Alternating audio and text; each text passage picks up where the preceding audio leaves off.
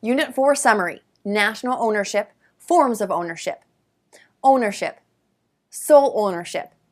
If a single party owns the fee or life estate, the ownership is a tenancy in severalty. There are three main forms of co-ownership: tenancy in common, joint tenancy, and tenancy by the entireties.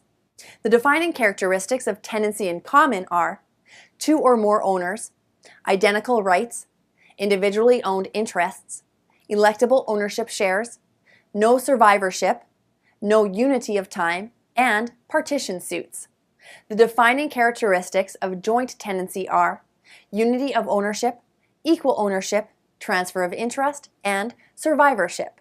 To create a joint tenancy, all owners must acquire the property at the same time, use the same deed, acquire equal interests, and share in equal rights of possession.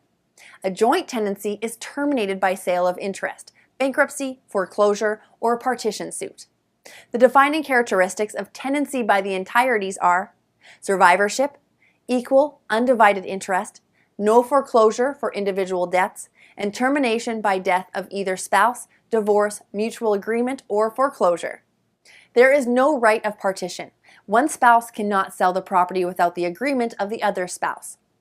Community property defines property rights of legal spouses before, during, and after their marriage, as well as after the death of either spouse.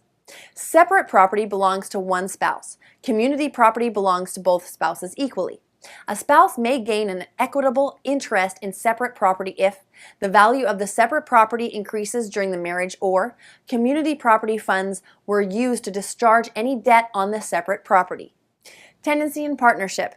The rules of the UPA apply to partnership formation, asset ownership, fiduciary duties, dispute resolution, and partnership termination.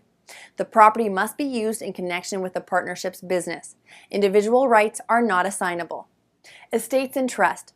A fee owner, the grantor or trustor, transfers legal title to a fiduciary, the trustee, who manages the estate for the benefit of the beneficiary.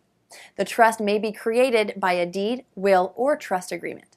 The trustee has fiduciary duties to the trustor and the beneficiary to maintain the condition and value of the property. A living trust allows the trustor, during his or her lifetime, to convey title to a trustee for the benefit of the third party. A living trust is established by a written agreement appointing a trustee to manage the trustor's property. A testamentary trust is structurally and mechanically the same as a living trust, except that it takes effect only when the trustor dies.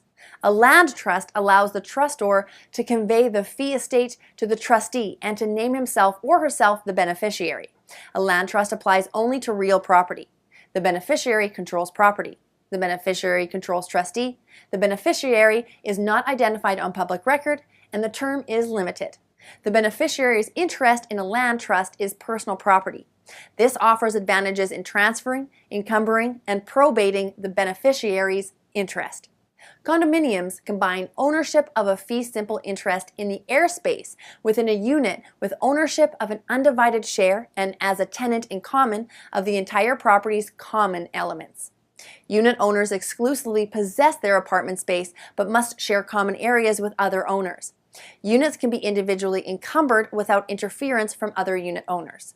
Condos are created by executing and recording a condominium declaration and a master deed. The party creating the declaration is referred to as the developer. An owners association enforces the bylaws and manages the overall property. Owner responsibilities include maintaining internal systems and property condition and ensuring contents of the unit. Unit owners bear the costs of all other property expenses. An annual operating budget totals the expenses and passes them through as assessments to unit owners. Cooperatives. One owns shares in a cooperative association, which acquires an apartment building as its principal asset. Along with this stock, the shareholder acquires a proprietary lease to occupy one of the apartment units. The corporate entity of the cooperative association is the only party with a real property interest. In owning stock in a lease, a co-op unit owner's interest is personal property that is subject to control by the corporation. The co-op lease is called a proprietary lease because the tenant is an owner or proprietor of the corporation that owns the property. The lease has no stated or fixed rent. Debts and financial obligations apply to the property as a whole, not to individual units. Should the corporation fail to meet its obligations, creditors and mortgagees may foreclose on the entire property. The co-op interest is transferred by assigning both the stock certificates and lease to the buyer. A developer creates a cooperative by forming the cooperative association, which subsequently buys the cooperative property. Timeshare ownership is a fee or leasehold interest in a property whose owners or tenants agree to use the property on a periodic, non-overlapping basis.